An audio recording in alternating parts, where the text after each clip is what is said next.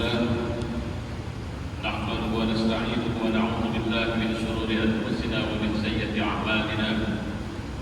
أشهد أن لا إله إلا الله وحده لا شريك له وأشهد أن محمدا عبده ورسوله لا نبي بعده. اللهم صل وسلم على نبينا وحبيبنا وقدوتنا محمد وعلى آله وصحبه أجمعين. فيا عباد الله اتقوا الله. وقال الله في القرآن: أعوذ بالله من الشيطان الرجيم بسم الله الرحمن الرحيم. وقال الشيطان لما قضي الأمر إن الله وعدكم وعد الحق ووعدتكم فأخلفتكم وما كان لي عليكم من سلطان إلا أن دعوتكم فاستجبتم لي فلا تلوموني ولوموا أنفسكم ما أنا بمصرخكم وما أنتم بمصرخي إني كفرت بما أشركتموني من قبل إن الظالمين لهم عذاب أليم. صدق الله وصدق رسوله وبعد. Jemaah-jemaah yang mulia,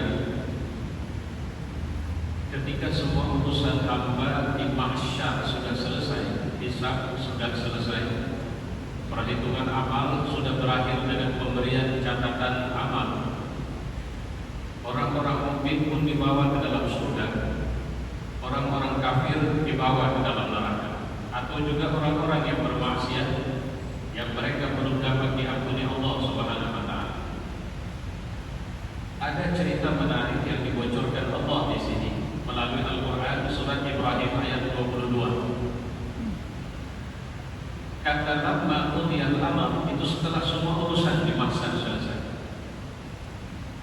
Para penghuni neraka bilang sama Allah, wahai Tuhan, tolong panggilkan kepada kami iblis, karena iblislah biang kerok yang menyebabkan kami masuk neraka. Kami tidak terima sebelum kami mendengarkan argumentasi iblis ini. Dipanggil iblis, dinaikkan di atas mimbar laknat, dan dia mulai bicara. Nah, yang redaksinya ini yang kita baca dan ini awal khutbah. Saya mohon maaf kalau menyampaikan dengan makna yang diperluas atau saya improvisasi. Iblis ngomong di tengah semua makhluk yang masuk neraka itu, saudara-saudara, kalian kan tahu sebenarnya bahwa Allah telah memberikan janjinya kepada kalian, tapi kalian tidak mau. Padahal kalian tahu janji Allah itu benar, yang manapun itu.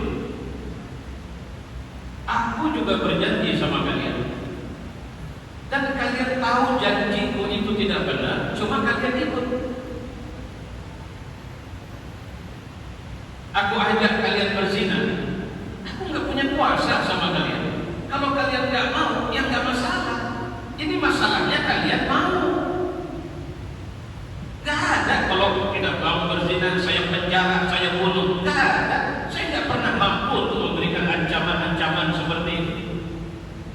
Saya tawarin, saya goda, kalian mau, dan kalian buat. Kalau enggak, ya nggak masalah. Saya suruh kalian korupsi, kalau kalian nolak, ya udah, selesai masalah. Cuma kalian kan mau. Saya suruh kalian mabuk, kalian laksanakan. Aku nggak punya kekuasaan sama kalian, dan karena itu jangan celah aku sekarang. Tuduh atau celah dari kalian sendiri. Karena yang brengsek, yang kurang ajar, yang tidak benar, ya kalian. Jangan salahkan aku dong. Terus kalian pikir aku di mana rupanya? Aku di surga? Enggak, sama kita di neraka. Kalian tidak bisa tolong aku juga tidak bisa tolong kalian. Nah, sekarang sama-sama kita rasakan bagaimana kondisi neraka ini. Ini saya bahasakan secara improvisasi. Silakan lihat di surat Ibrahim ayat 22, surat ke-14.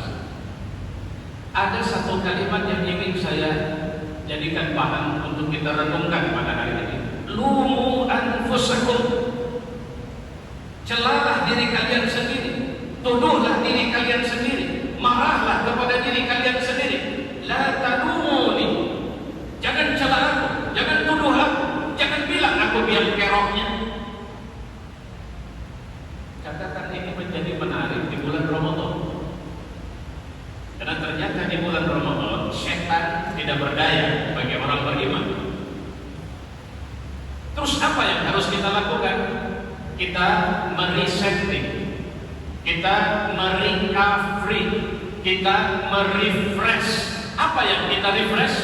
Diri kita sendiri. Kenapa? Udah terlalu lama kita jauh dari orbit kita di depan Allah Subhanahu wa Ta'ala. Sudah terlalu lama kita tidak dekat sama Dia, bibir kita tidak basah berzikir kepada Allah. Kalaupun basah, hati tidak ada rasa takut di dalamnya. Tidak sedikit kita yang kadang melakukan satu kebaikan tapi merasa hebat karena kita merasa lebih baik, lebih benar dari orang lain. Terlalu lama kita tidak menjadi hamba Allah, bahkan mulai bilang, sorry ya Tuhan, dalam urusan yang begini tolong jangan ikutnya. Allah tidak boleh ikut campur dalam urusan saya cari makan. Allah tidak boleh ikut campur dalam urusan saya senang-senang. Karena kalau sempat Allah ikut campur, repot nanti. Itu kata diri kita sendiri. Satu hari Nabi mengungkapkan satu hadis juga. Kullu mu'min yadkhulul jannah illa man aba. Semua orang mukmin itu bisa masuk surga kecuali yang enggak mau. Kenapa dia enggak mau? Ya itu tadi, merasa nyaman dengan kehidupan dunia. Jemaah yang mulia, kehidupan dunia inilah yang sering kali menipu kita. Lupa bahwa sebenarnya ini adalah tempat kita, bukan tempat lama, tempat bako, tempat kekal. Sementara seenak-enaknya punya jabatan, ada masa pensiun. Seenak-enaknya jadi orang kaya, belum tentu dia bisa makan enak, karena bisa beli segalanya, tapi belum bisa makan segalanya, karena segalanya pantangan sama dia. Kasih ayam, sorry, dokter ngelarang saya. Kasih daging, maaf, saya nggak bisa makan daging. Kasih terakhir, kekayaannya banyak, tapi makan nggak bisa. Dan berapa banyak orang bisa bangun rumah besar tapi tidak bisa tinggal dan tidur di rumahnya. Kenapa? Karena hari-harinya disibukkan dengan pekerjaan yang untuk tidur dia harus bayar, untuk makan dia harus beli, sementara rumah besarnya yang tinggal. Pembantu yang mungkin sekolah saja tidak tamat, bahkan untuk menikmatinya, menikmati rumah besarnya, itu pembantu harus dia gaji. Jemaah yang mulia, inilah persoalan. Berapa banyak kita sebenarnya persoalan besar kita itu adalah diri kita. Saya sering iseng tanya orang, kalau Anda mati hari ini, menurut Anda sendiri, Anda masuk surga atau masuk neraka? Jangan tanya orang lain, tanya diri sendiri, jawab sendiri. Gak usah dengar orang lain lah, jujurlah kepada diri sendiri. Ada tagline di negeri ini, berani jujur, hebat. Beranikah mengatakan saya pasti masuk surga? Padahal seharusnya kita harus yakin kita masuk surga. Kenapa? Karena aslinya kita ini warga surga. Nabi Allah Ibrahim, Nabi Allah Adam di surga itu sebenarnya sudah nyaman luar biasa. Ada satu masalah yang akhirnya membuat dia tidak masuk surga. Maaf, dia dikeluarkan. Allah sudah bilang, uskun anta wa zawjukal jannah. Udah tinggal kau bersama istrimu di sini. La taqrab hadhihi asy-syajarah. Tapi pohon ini tolong jangan deketin. Nah, di sini setan masuk. Adam, iblis apa kabar? Baik, Adam, saya cuma mau ngasih nasihat nih sama. Dalam Quran disebutkan pernyataan iblis bahwa aku ini datang kepadamu coba mengasih nasihat Anda. Enak gak di surga? Enak. Nyaman? Nyaman. Senang? Ya senang. Mau dikeluarin? Oh enggak ada. Ada enggak yang dilarang Tuhan di sini? Ada. Apa? Tapi jangan deketin pohon itu. Enggak, kau tengok itu pohon apa? Enggak, karena Allah larang. dikasih otak oleh Allah supaya berpikir Adam. Bukan tidak mungkin larangan Allah itu perintah Adam. Nah, di sini masuknya setan ya. Dan sampai sekarang penyakit ini masih ada sama kita. Kalau kita jalan, kita lihat ada tulisan jangan lihat ke kiri, apa yang akan kita lakukan? Itu penyakit datang langsung. Ini titik lemah karena langsung dihantam oleh setan waktu itu, iblis. Otakmu pakai. Kau tahu nggak itu nama pohonnya apa? Enggak. Nah, itu masalahmu. Itu namanya pohon khuldi. Buahnya buah khuldi. Kalau kau makan, itulah sebab bisa buat kau kekal di surga. Kalau kita cari ini waham namanya. Setan memunculkan was-was, waham, prasangka. Nah sekarang terserah kepadamu. Aku cuma kasih nasihat dan aku datang cuma kasih nasihat aja. Aku nggak punya kepentingan kepadamu. Karena aku nggak mau nasibmu sama sepertiku. Itu saja. Aku diusir dari surga. Aku dijauhkan dari rahmat Allah. Maka aku kasih nasihat ini kepadamu. Apa yang dilakukan Adam? Ya makan. Saya mohon maaf, saya dulu pernah bincang dengan salah satu mantan anggota dewan di Kabupaten Deli Serdang. Saya tanya sama dia, berapa habis Pak? Periode pertama dia dulu. Dia jawab 400 juta. Terus periode kedua berapa habis? 1,2 miliar. Saya senyum. Apa yang membuat lompatannya naik? Masalahnya di mana? Apa yang buat Anda memakan buah khuldi? Satu, dia sudah merasa nyaman dengan posisi ini. Dan dia tidak mau ini hilang. Dia tidak mau ini berganti. Dia tidak mau ini dicopot. Dan untuk itulah dia pertahankan dengan segala cara. Sampai iblis kasih nasihat, dia lakukan. Tidak sedikit orang yang demi jabatan dia mempertahankan dengan segala cara. Tidak sedikit orang dengan demi kekayaan dia melakukan apa saja. Apa saja. Padahal Allah sudah mengatakan, bukankah aku katakan kepadamu bahwa setan adalah musuh yang nyata bagimu Adam? Sekarang keluar dari surga, efeknya ternyata buruk sekali. Dan itu yang terjadi pada nafsu kita. Nafsu kita ini cuma penting sama dia apa yang nyaman. Ada orang bilang, Ustaz, kenapa setan dibelenggu? Karena setan itu memanfaatkan nafsu. Dia nggak bisa masuk kalau tidak ada nafsu sama kita.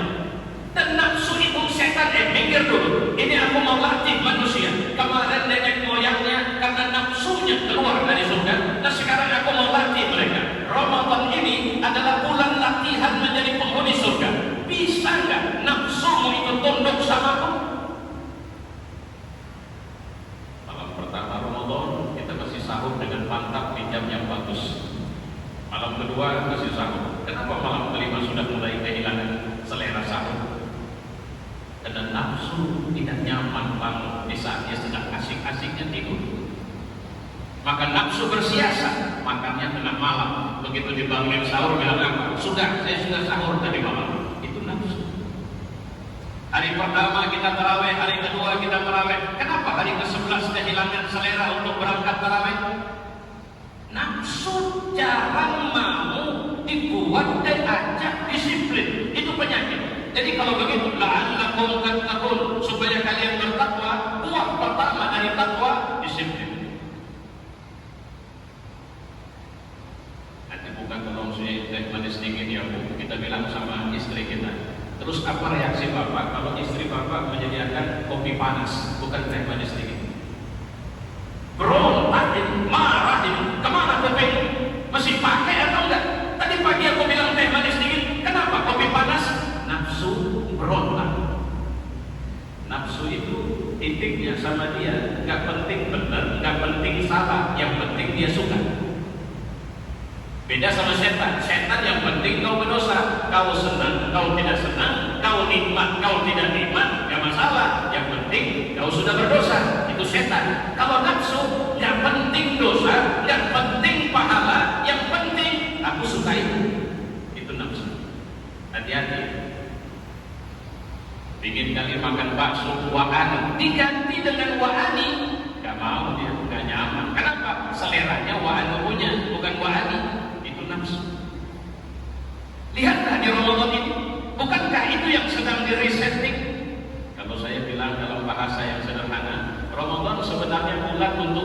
kita dari memiliki nafsu ammarah menjadi nafsu mutmainnah. Nafsu ammarah bisu, nafsu yang ngajak kepada kejahatan, nafsu yang sebentar-sebentar nyesal kalau buat jahat, tapi sebentar-bentar buat jahat lagi, menuju nafsu mutmainnah, nafsu yang aku cuma nyamannya sama Allah.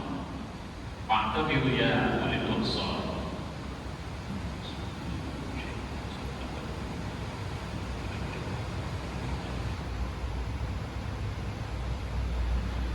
Alhamdulillah, nusalli wa sallimu ala nabiyyina wa habibina wa qudwatina Muhammad wa ala alihi wa sahbihi ajma'in. Fa ya ibadallah ittaqullah wa qala Allah fil Qur'an, a'udzu billahi minasy syaithanir rajim. Bismillahirrahmanirrahim.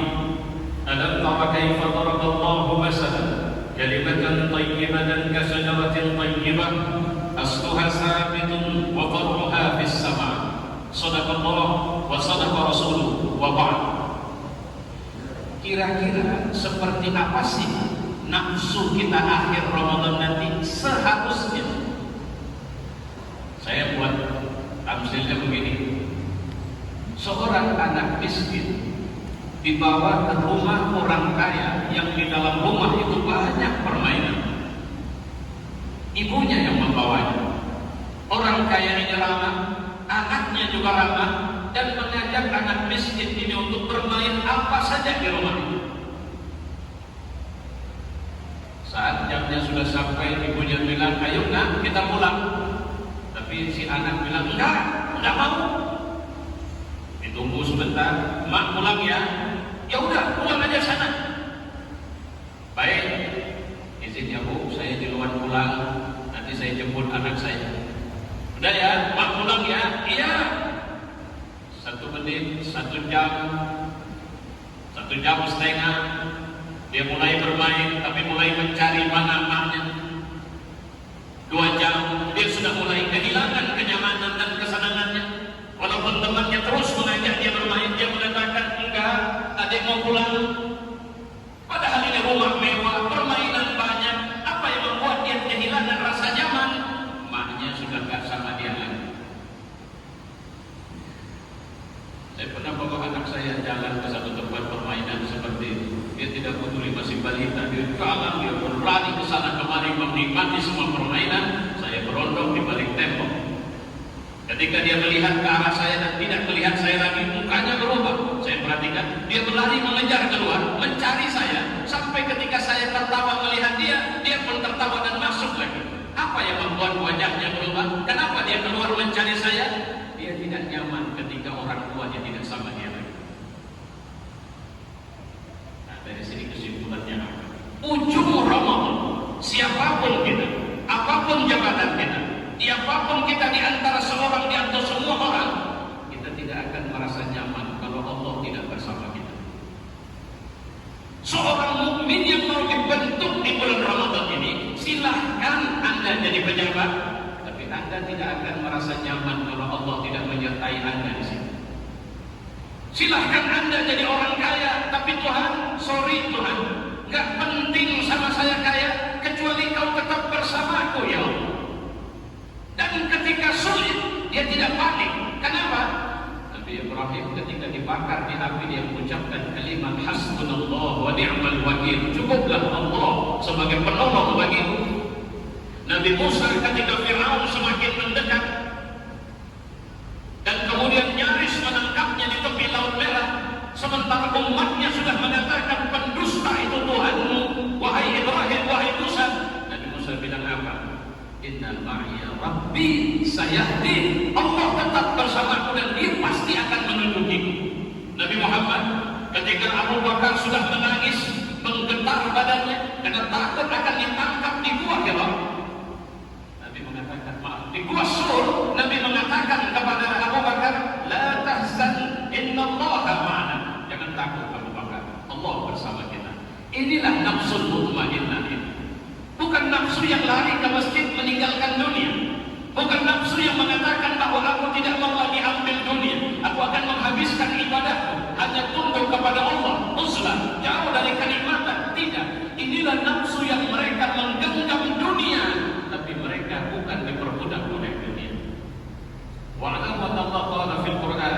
إن الله وملائكته يصلون على النبي يا أيها الذين آمنوا صلوا عليه وسلموا تسليما اللهم صل وسلم على محمد وعلى آل محمد كما صليت على إبراهيم وعلى آل إبراهيم وبارك على محمد وعلى آل محمد كما باركت على إبراهيم وعلى آل إبراهيم في العالمين إنك حميد مجيد اللهم اغفر للمؤمنين